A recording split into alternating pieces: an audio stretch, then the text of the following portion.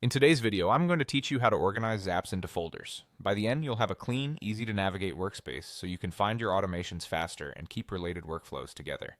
Start by opening your Zaps dashboard. This is your home base where all your automations live. If you have a lot of Zaps, this page can get crowded quickly, which is why folders are so helpful. From here, look for the Assets area in your workspace. This is where you'll manage folders and keep things neatly grouped. If you don't see it immediately, check the sidebar or navigation menu and select Assets to continue. Once you're in Assets, you can create a new folder if you want. Give it a clear, descriptive name so you'll always know what belongs there. For example, you might group Zaps by client, department, use case, or the app they connect to.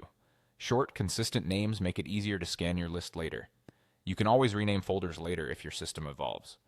Now let's move Zaps into folders. If you're moving just one Zap, use the menu option. Find the Zap on your dashboard, click the three dots next to it, choose Move to Folder, and then pick the destination folder you just created or an existing one. This immediately files the Zap where it belongs without changing how it runs. It's a quick way to tidy things up as you go. If you want to speed things up, use the bulk move method. On your Zaps list, click the checkboxes next to multiple Zaps you want to group together. As soon as you select them, a toolbar will appear at the top of the list. Click Move to Folder, then choose the folder. Everything you selected will be filed in one go. This is especially useful if you're organizing after importing several new automations or standardizing older projects.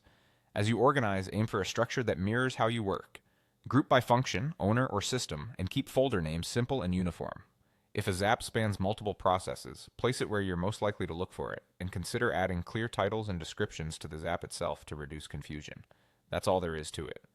Head to your Zaps dashboard, open Assets, create folders as needed, and use either the single Zap menu option or the bulk move tool to file everything. With a few minutes of cleanup, you'll save time every day finding and managing your automation.